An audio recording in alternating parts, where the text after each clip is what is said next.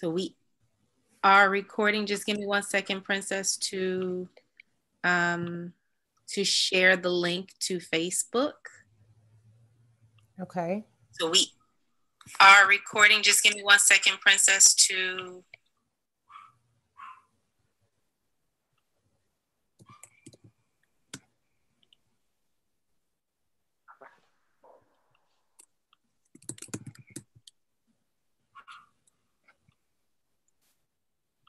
All righty, we can go ahead and start. Hello, world. I am back this evening. And so earlier I got on and I said that Dr. Burns and I had a miscommunication and our time was off, but she gave me a really good surprise. And she is on now to give us a little something about the annual conference and the general conference for our webinar series. So yay, thank you, Reverend Burns. So I'm going to first give a little prayer, and then I'm going to do some introductions. So if you'll pray with me, please. Father God, I thank you for allowing us to come to this moment. Lord God, I ask that the information that is given will be seeds planted in our hearts and minds so that we can go forth and be more knowledgeable and be more fruitful people in our church, Lord God. These and other blessings I ask in your darling son, Jesus' name. Amen. Amen. So this evening, we have Reverend Dr. Vanessee J. Burns, the appointed pastor of Christian Chapel Temple of Faith in Dallas, Texas, 8th Episcopal District, where our senior bishop, Lawrence Reddick III, is the presiding prelate, and our Episcopal representative, Miss Whitney Pryor, is there, always moving around in the mix. So today we have a presentation from Dr. Burns regarding some annual conference and general conference information. So prior to now, just to give us a little backtracking, we've had Dr. Reverend Lloyd come on and give us a general overview of the discipline. And now we had Reverend Walton come on and give us the local church conference, the district conference, and the quarterly conference, vital information on our last webinar. And tonight we have Dr. Burns, who is going to give us a whole lot of good stuff. So at this time, I'm going to start it like I normally started. And first, Dr. Burns, ask you to give me your most memorable moment from General Conference. See, I wasn't prepared for that one. I have a lot. But it probably will be my first General Conference that I attended as an observer. And I want to say that was back in 1998. And at that point, it was really just seeing the greater church in action and how quickly things can change. And so I still see myself standing at the back of the conference room. And I want to say we were in Birmingham, Alabama in 98. And so that would probably be the quick summation. All right. So it's kind of cool that memory comes from the place that we're about to return to. Yeah. So that kind of makes it extra special. I don't know for you, but it does for me because all the memories have been different. But this one is a little more significant because we're going back to Birmingham, y'all. Yeah. So, Dr. Burns, I'm going to let you have your way. Give us what is the vital information that you think we need to have when we are going into annual and general conference. Well, I want to first say that hopefully some of the young adults that are part of watching this presentation have been elected by the annual conferences, because that's one of the things that our discipline outlines, that out of the delegation that there should be one young adult, at least one young adult representative. So I'm hoping that some who are watching and a part of this have been elected by their respective annual conferences. One of the first things I want to say is that even though our general conferences have been in some pretty amazing cities, it's not a time for shopping or for visiting. There's very little time for that. And so if you were elected and being sent by your annual conference, then that means that the people who elected you believe in the possibility of who you are. They believe that you will go and represent them in a manner that speaks to the area that you are from.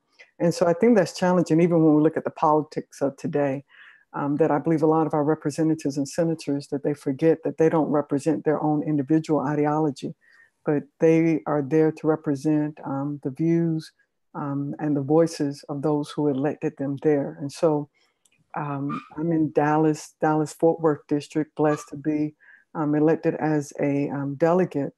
But you're out of the 4th. We have Amina who's out of the 6th. And so that even though there's some commonalities, there's some things that speak to the people and speak about the people from which we represent. And so when we're sitting in that delegation, we are there to represent those people out of our annual conferences that believe that we will go and be a voice for them. So I say that to also say this, that you can't be a voice, if you're out in the vending area. You can't be a voice if you decided that, you're going to go to the mall or go shopping and go play golf or do something different. That's not why they sent you. They sent you there to be a part of the debates and the discussions, the committees, and so that when you come back to your respective regions, that you have the opportunity now to say to them, I stood up for you. I stood up for what our region believes. I stood up for what best represents our region.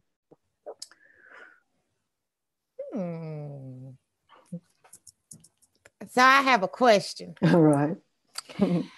We as young adults face a whole lot of challenges from the seniors in our church.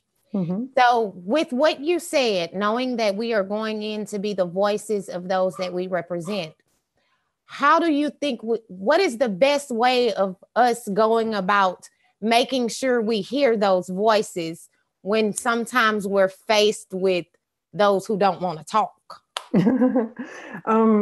I think that people don't have a problem in hearing your voice if you are an informed voice. I think a lot of persons make the mistake of thinking passion should be the voice, but passion without reason does not do well, and especially will not do well on the general conference level. So just like what we have, the general resolutions so far that have been submitted, that'll come out in a printed form.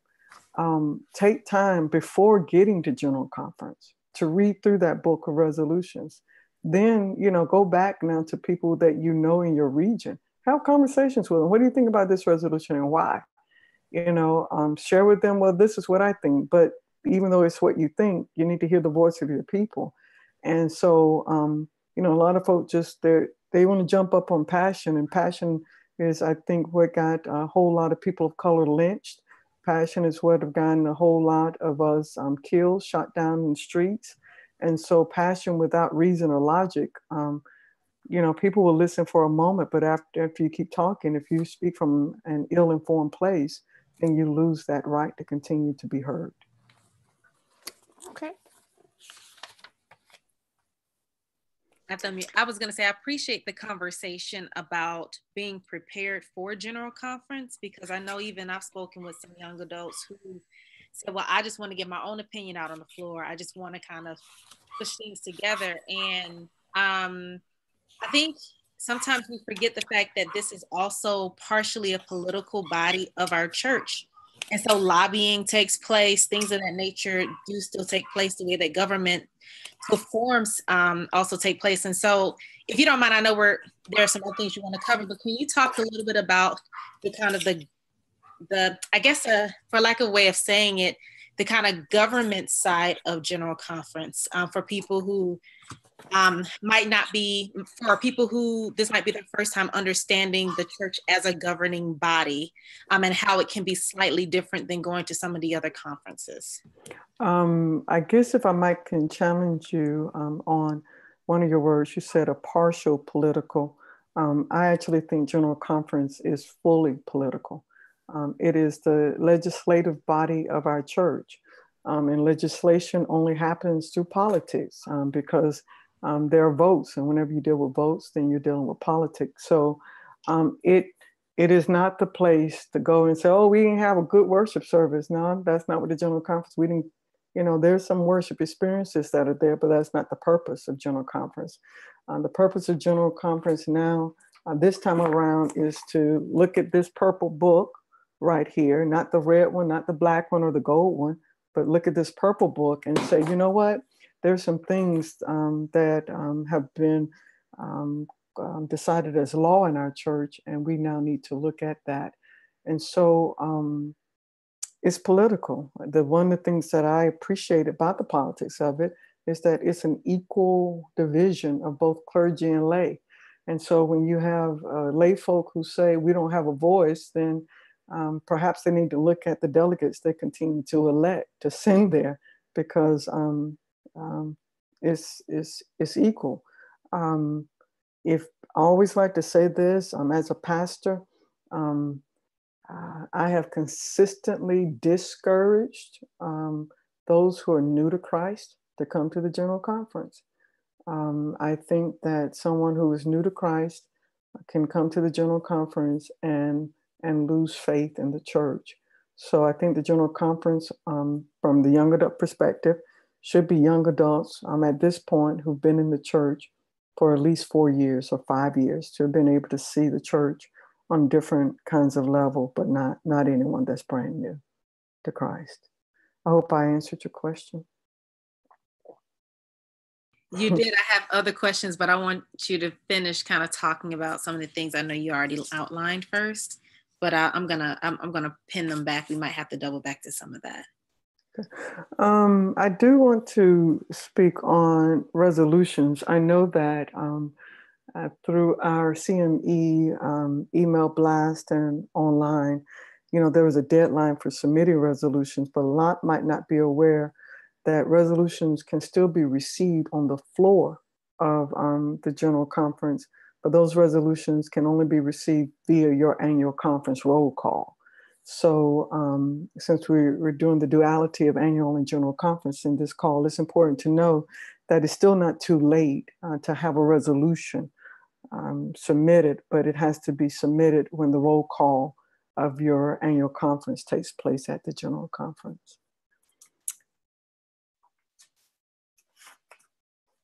Also, I guess I would just generally like to say that the General Conference has normally been 10 days, sometimes 12.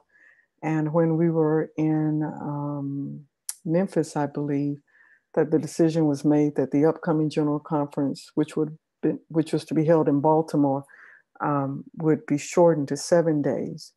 And so I do not personally believe that we did a good job of handling the business of the resolution book in Baltimore, that the days were shortened by at least 3, but they were still trying to do what I call a lot of the other superfluous kinds of items. And so that in truth, we closed out that General Conference. I don't even believe that we got through more than half of the resolution book. Not too many people said it, because at this point, folks just want to go. Election of bishops and officers have happened. But the purpose of the General Conference, which I am excited about this year, is that because there are no election of bishops or no scheduled election of bishops, that we should actually have an opportunity to really deal with matters of the legal matters or the structure of our church and our discipline. And so what then happens to the resolutions that are not approached during General Conference? Are they tabled? Are they brought back up during General Connectional Board? What happens to them? They just die? They just die. They die. Yes. Because the General Board does not have the authority to act on resolutions.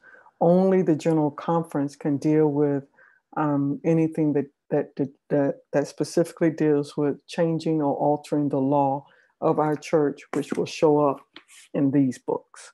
So the General Connectional Board can only act in the interim of the General Conference, dealing with matters that the General Conference has already passed or improved. And so they now act as that interim board to deal with those matters in order to keep the church moving and functioning. But the General Board does not have the authority to deal with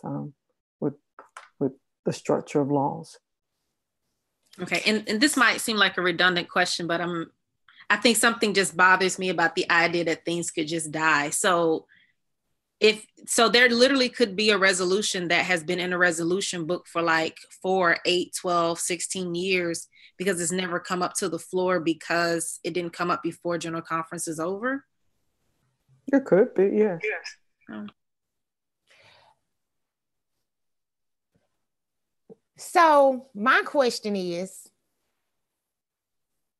being that it dies at the end of general conference, if I was someone who had submitted a resolution prior and it was not addressed, do I need to resubmit that resolution when it's time for the next general conference, or does it just automatically carry over?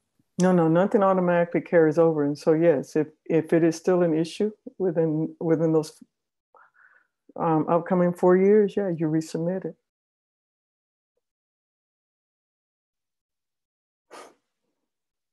Yeah, that's why you need people who are going to be there to make sure, because every resolution lets you know what region it comes from, the author of the resolutions. And so if your folk have decided they're going to leave now and go to Nate's in Birmingham to go eat at the buffet, and it doesn't get passed, and that's on the people from that annual conference that did not make sure. So let me also say this, is that so every resolution, by the time it gets to general conference, is relegated to a particular committee. And so the committees are open to non-delegates, and even non-delegates can have an opportunity to speak to those resolutions. So let's say one particular committee gets 50 resolutions that they have to deal with, and they're going to go through the book and try to address as many as they can within their individual committees. That's a time that, and which annual conference, so that's an opportunity that you have to be able to speak to the committee as to why you think this resolution should pass, or why, what are your thoughts about it? And then the committee then votes, either concurrent or non-concurrent with the resolution.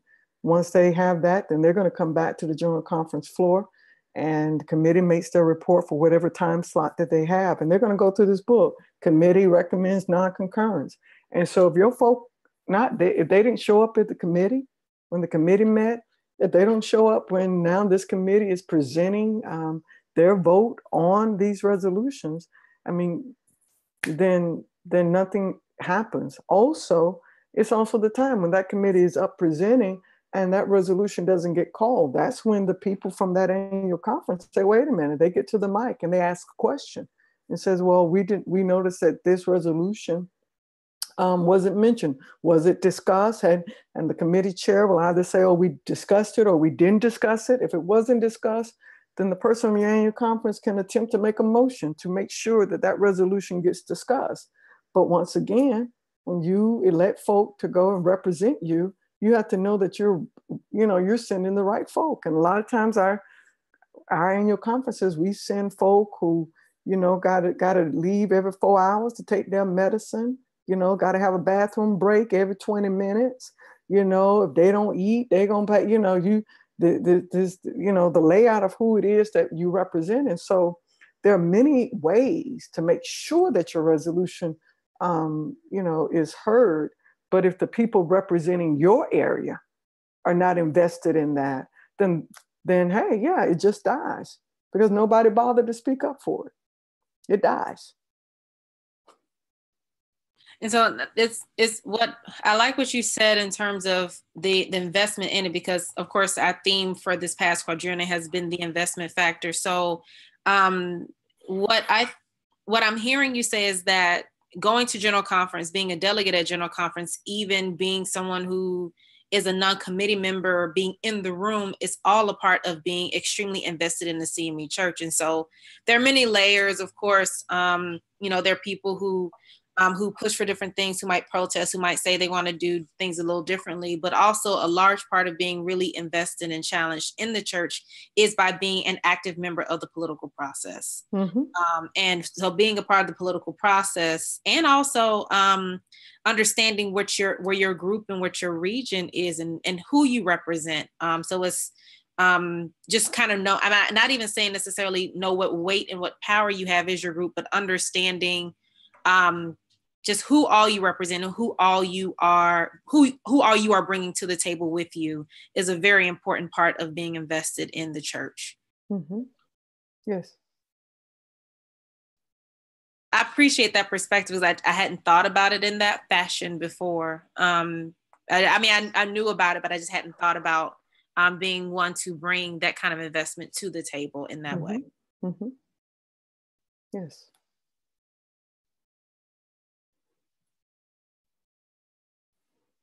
Any other questions for me? No, I didn't know if you had anything else that you wanted to cover. I don't have any questions at the second, but I didn't know if you had anything else you wanted to cover. No, I think something was mentioned prior to us coming on about being elected to the general board. And once again, it's about being present. And I guess I consistently talk about being present because I've had an opportunity to see the church from different annual conferences in different Episcopal districts. This will be my first general conference, being there from the perspective of the 8th.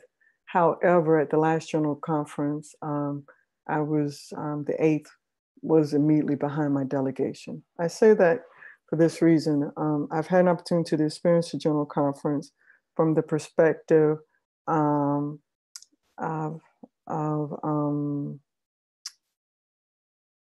I'm sorry, a text just came across my screen that diverted my attention. I've seen the general conference as a student and a member of the 6th Episcopal District. Seeing the general conference as a pastor and young adult in the 7th Episcopal District, seeing the general conference from the perspective of the 5th Episcopal District.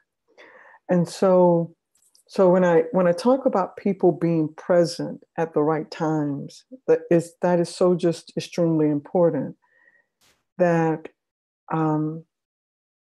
you've been elected, folks' tithes and offerings are the reason that your hotel is paid for and you get to eat your meal and your transportation is covered.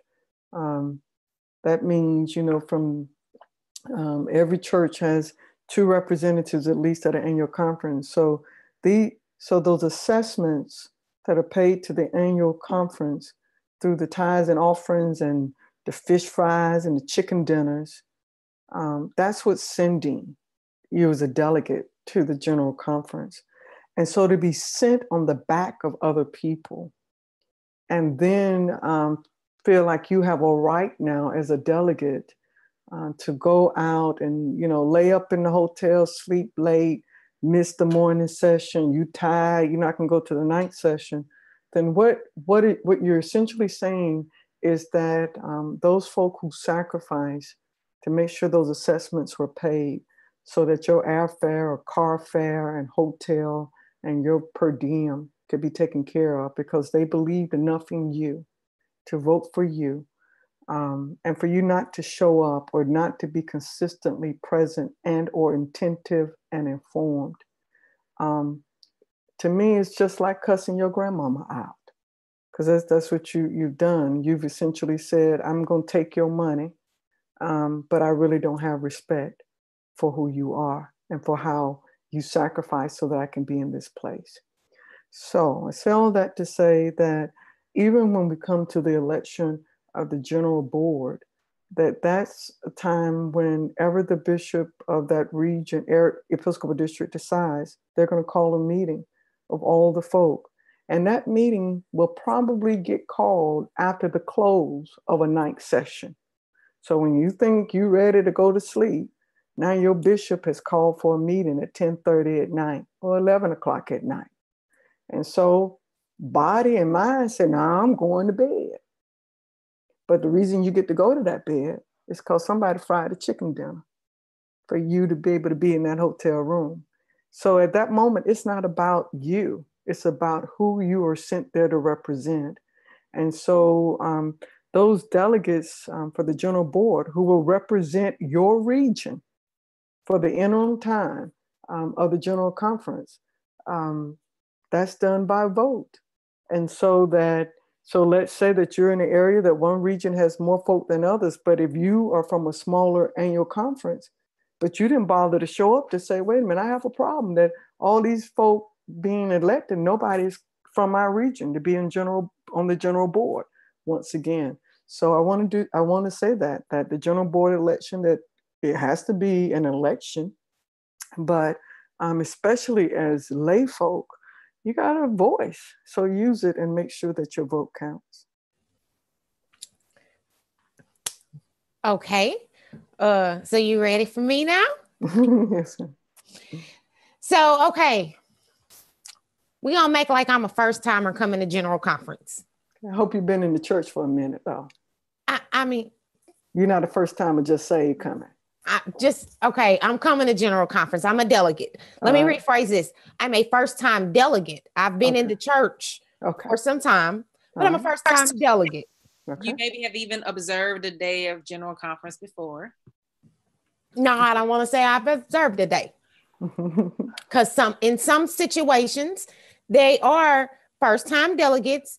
I've been very active on my annual level. I've been very active in my Episcopal district. So they feel like I'm that person to represent them. They feel like I am the person that they can trust to do the good job. And it is my first time. All right. So when I walk into the door, I know that we're walking into this big room, but when I walk into this big room, what am I to expect? What are key things for me to look for when walking onto the floor of general conference? First thing you look for is the name of your annual conference, because that's how you'll be seated. That's the first thing. You want to know where y'all table at. And so that's what you're going to look for. Whatever the name of your region is, you look for that and you find a seat. However, you don't find a seat that's closest to the mic, because that seat is usually held for the lead of your delegation. But I will also encourage every young adult, especially first time, this is your first general conference, that you sit next to someone whose voice you respect. Because it is a tremendous time to be mentored and to hear about things that you wouldn't have not necessarily known. Don't get on the end where all they want to do is eat and pass snacks, or sit there and watch videos. Sit by someone whose voice you respect and whose voice is respected by others in the church. And it won't take more than a few hours to figure out who that is. Make that your seat and claim it as your spot, and don't allow yourself to be moved, because other folk like me will come in and try to move you out your seat, because I want to sit right here. But say, no, this is my seat right here, and claim your spot, and sit next to someone who will not mind you asking them questions and questioning everything. Okay, so I'm in my spot. I found my spot, right? And so am I to expect this to begin with an opening worship service? Am I to expect this beginning immediately? We're going into the political side of it. What am I to expect when I find my spot and I'm in the room? Now, the first day, or definitely the first half of the day, and they probably drag it out for the first day, is more about organizing. So they have to make sure that everyone who's seated has been a certified delegate, that they have to do roll call for any additional resolutions. They'll open with the worship service, so there'll be singing, praying, and preaching. Gonna be plenty of offerings, and and then after all the seating of the delegation and making sure the committees are split up in the proper way, you really won't get to any business on the conference floor, probably until the second day. Okay. So in the business sessions, and I know that we've said before on the other calls that a lot of the talking and the discussion of the resolutions are done within the committees. Mm-hmm. When it comes to that business session time, how do we go about speaking to our indifference to something? You're going to have to be alert. And I didn't think about this. I don't think I have a resolution book in here. You're going to have to be really attentive. So if it's not your committee that you're on, and but you know there's a resolution that's going to come, you're going to have to really pay attention. And the best way I can say it is that you're going to need, I didn't think about that. I have a resolution book, old one in here somewhere. I don't see it quickly. But yeah, I suggest that you take two things with you. You take a highlighter to general conference, and you have a pen. All right. The highlighter is already going to be, you're going to already mark what's important to you, that whatever committee, because you're not assigned to that committee, you're assigned to something else as a delegate. But the thing of it is that when it comes to resolutions, they're going to call the numbers out fast. And some of them they're going to do in a bunch, group them together. And so if you blink at bat an eye, you missed it. Because what it's going to be is that the committee votes, non-concurrence, all right, resolution, non-concurrence, non-concurrence, all in favor, aye, all opposed, nay. So it's going to go like this.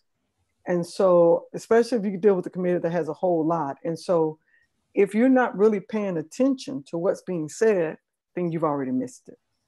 So you need a highlighter and you need a pen, because you need to already know, okay, I know this number. So you listen for that. Whenever they're going to tell you that these are the resolutions they're going to deal with, you have to be ready and almost already positioned at the microphone, so that when they call for it, then you can say, I'm ready. Okay. But you have to be able to do, that's about the only way that you're going to get a discussion in. But you got to be prepared, because you know what committees are coming. They're going to tell you, these are the committee. Order of the day is this. It's something that we vote on at the top of the day. These are the things that we're going to deal with in this day. So which means we're going to hear from these particular committees. That can be changed if something goes over or something like that, but the order of the day. And so you need to know, okay, the resolution I want to talk about is this one right here. And you need to make sure that you're in place and position, because otherwise in 10 seconds is already gone and you miss the opportunity. So I know that you just said unready, and I know that's a reference to Robert's Rule of Order. But again, I'm a first-time delegate. Mm-hmm. So I hear that I need to be positioned. Mm-hmm. And so I'm in my position. What do I say? And you said it. So let's say your delegation, since you're in the 4th, correct? Correct. Okay, so I'm going to just use your Episcopal district. So let's just say that you're at mic number 4. Okay. All right. Now, and thank you for coming back on ready, because before you can say I'm ready, your mic has to be recognized, but you got to make your mic recognized. And I hate to use this example. I thank God for deliverance, but I'm going to use this example. So if I'm at a bar and it's happy hour time, and the bartender is busy, and especially with those folk over there that's giving high tips, you know, I got to go, hey, I got to keep trying to do something to get that attention of the bartender, because the regulars down there, they give $5 tips, $10 tips, and you see what I'm saying? And so you got to press your way in order to get your order in at the bar. Am I making sense? Yes. Okay. Perfect sense. So it's the same way. So if the committee's giving a resolution, you at mic number 4, because especially if the bishop that's presiding really wants to get to something else, but they got to deal with this committee, he or she is going to, push it. But you have to say mic 4, mic 4, mic 4, mic 4. Okay. And even if they go on. You still stand and say, no, mic 4. I'm standing here, mic 4, unready, mic number 4, mic 4, mic 4, because they learned from Birmingham to, before Mobile, that was the Birmingham, they learned to mute the mics. It was Mobile, I think. And so your mic is only live once it's recognized. So the AV ministry is not going to make your mic live until whoever is the presiding bishop recognizes your mic. But you can't be like, mic 4, they didn't pay attention to me. No, you got to act like you got to get your drink. You bartender, you gonna listen to me right now. Hey, hey, hey. And so that's what you have to do that. And so once they recognize your mic, and then you say, I'm unready, but now you have to be ready to speak to this intelligent body of people about what it is what you're unready. You can't start with no feeling. It has to be knowledgeable, because the majority of the people in the room are highly educated. And so you have to be able to speak and say it what you mean. Does that help? Yep. I have a quick question about being at the microphone and speaking. I know when I've watched Congress sessions, many times they have to make their petition in 45 seconds. Is there also a time limit to be at the mic as acknowledged at General Conference, or can we just keep talking forever and ever and get to your point, or how does that work? That also depends on who's presiding and what the body decided. So the body, let's say we did like standard Robert Rules of Order, a person can't necessarily speak to the same thing twice. If you've already spoken, then you've spoken, unless the body changes that. Or it cannot be spoken to again unless someone else has already had an opportunity to address, and then now you're redressing another issue. So all of that kind of depends on what the General Conference, just if they vote or decide that, or what the person who's presiding decides.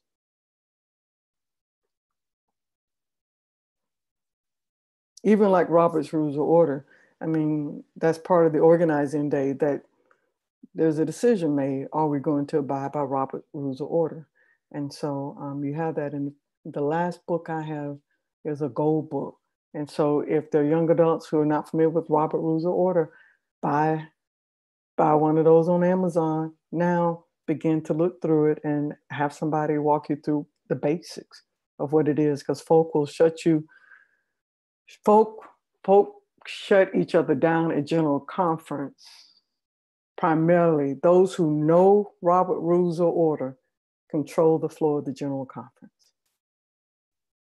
And if you don't know Robert Rules of Order, then it's going to be very hard for your voice to be heard.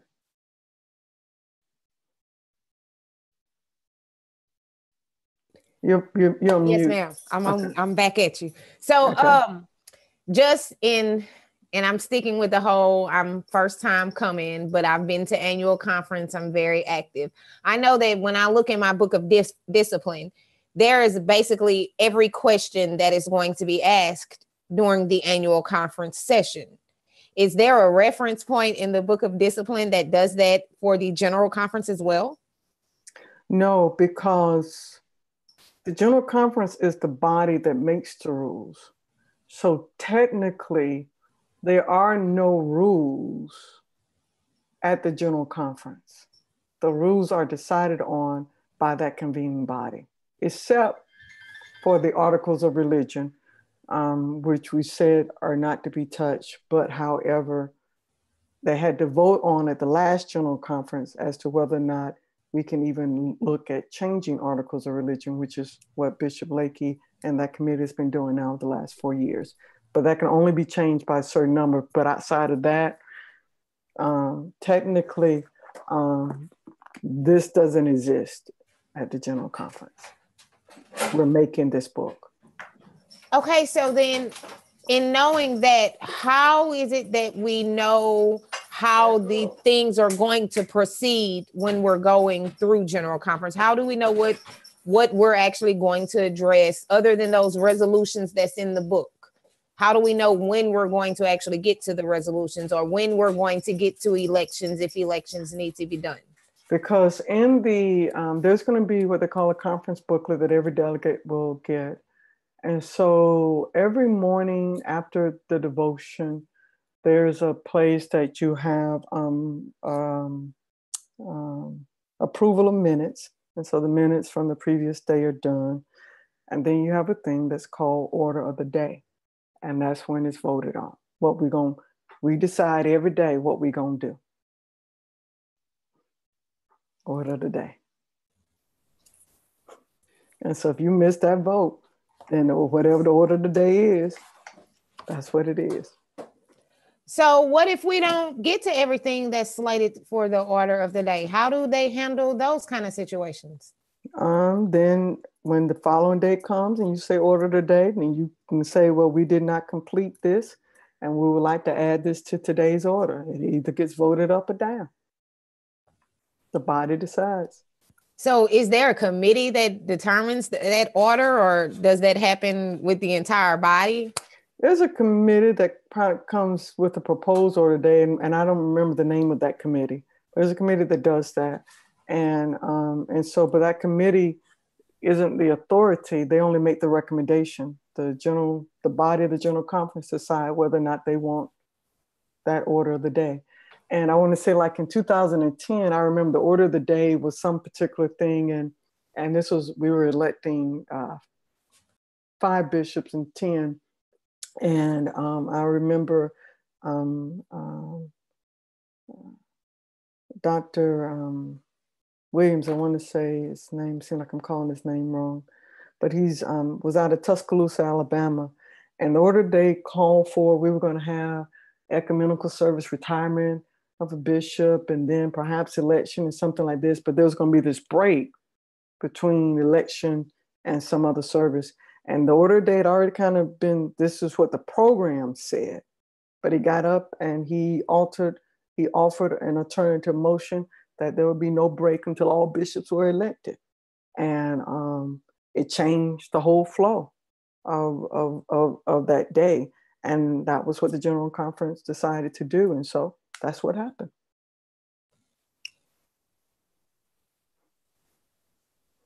Okay. It is its own lawmaking body. So what happens depends on those persons that are present. Okay. Amina, you have anything? I have so many thoughts. How much of this? I did look in, I was looking in discipline, and I was for some reference, I know if people look at chapter 59, there is some more detail about the rules and procedures of the General Conference, at least as was in 2014. So of course, since we'll be operating in liminal space, that can mean absolutely nothing when we get there. I guess my biggest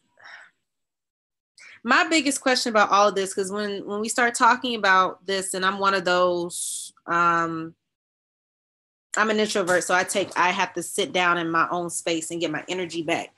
I'm wondering, as we are looking at the fact that we are representing so many people and we have that responsibility, and we are invested, and we have to be persistent, and we have to be prepared, and we have to really look at our conference solidarity, representation, and be spontaneous even.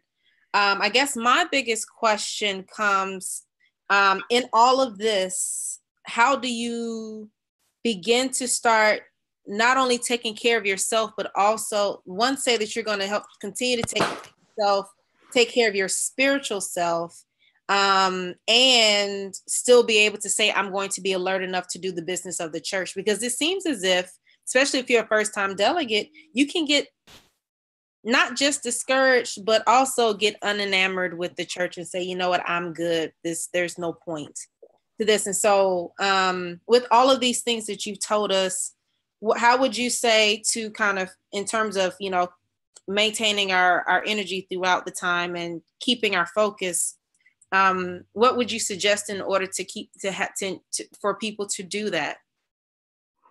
I think I kind of heard 4 different things. So I'm not certain Okay. what I'm being asked. Okay.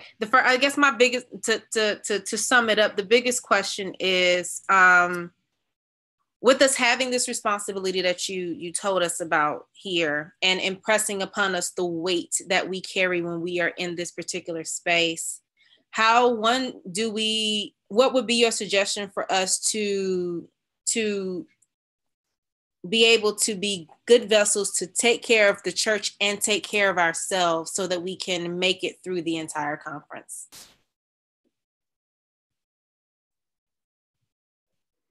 When you say take care of the church, I don't know if it's your responsibility to take care of the church. And so I'm not certain if I'm hearing what you are asking me. Let me rephrase that question for her. Okay.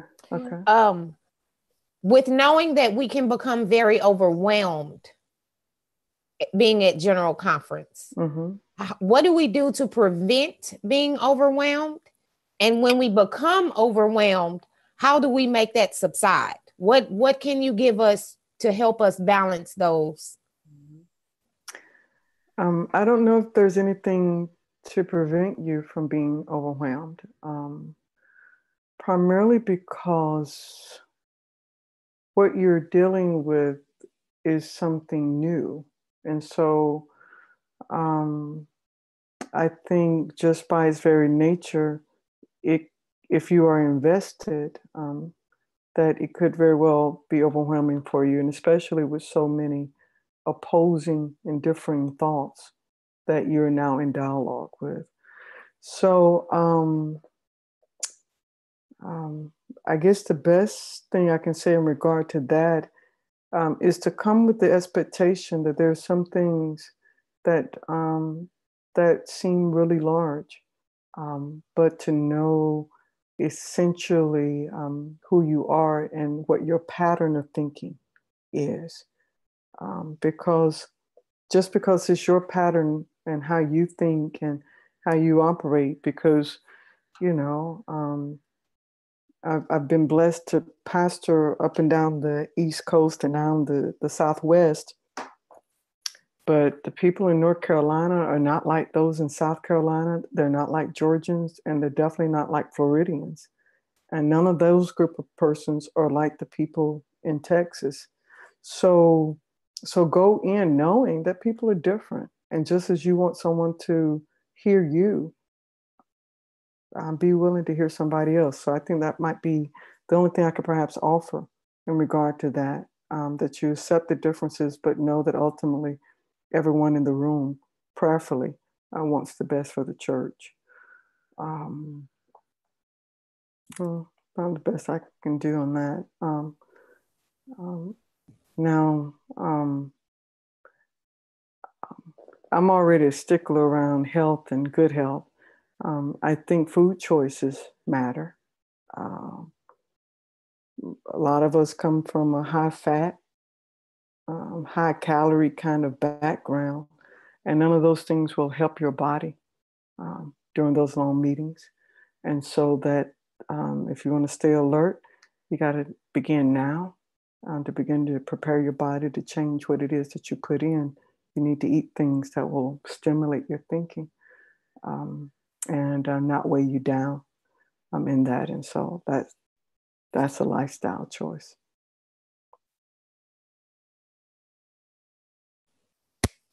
Anything else, President McIntyre?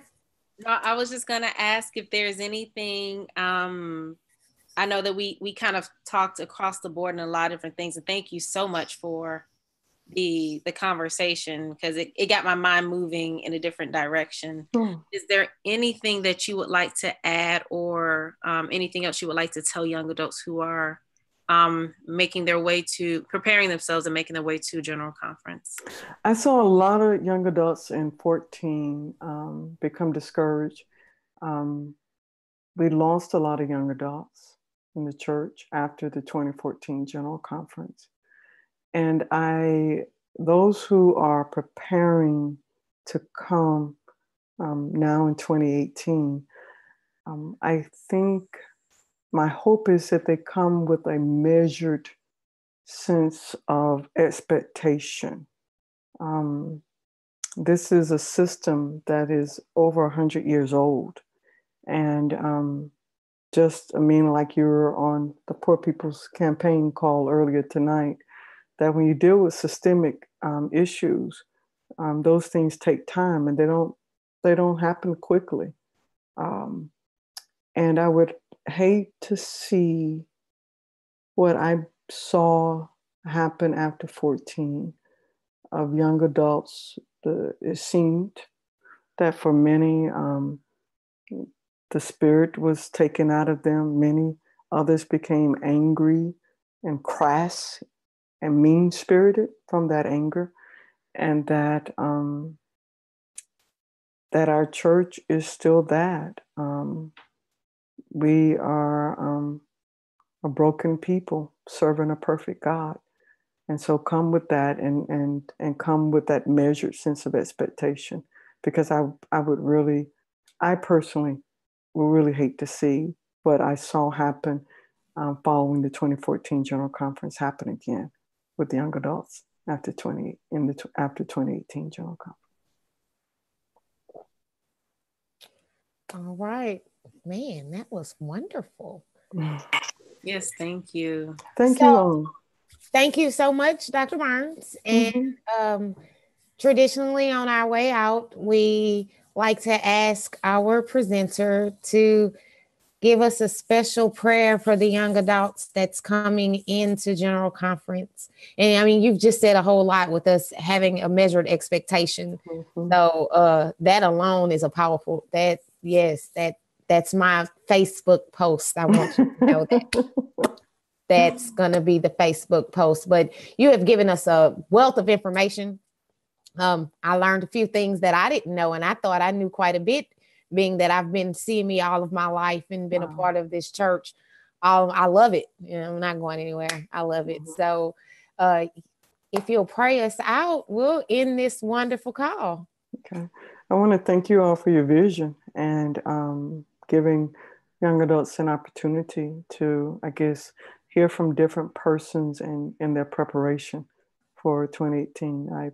I appreciate that. It gives me hope for the generations that are behind me. So thank you. So Father, in the name of Jesus, we bless you and we thank you for this time. And I ask God that you will allow your spirit of wisdom to speak to these young adults and cause them, Lord, to understand that it is not about tomorrow or next year, but they are the now, and that there are many that are waiting on them to speak their voice, to speak it with reason, with zeal, and with knowledge. And so I bless you for hearing this and answering it and causing it to be so. In Jesus' name, amen. God bless. God bless. Thank you so very much. We will have our next call on April the 8th, when we will talk more in depthly about resolutions. And anyone who has missed any of the calls can go back to YouTube, and at which time they can see what's it's like they can kind of go back and see what they missed or watched another one all over again. And we sincerely thank Dr. Burns for being on this evening and for everything. So thank you all so much. And that's all I got. Princess, do you have anything else? All right. Good night, everyone.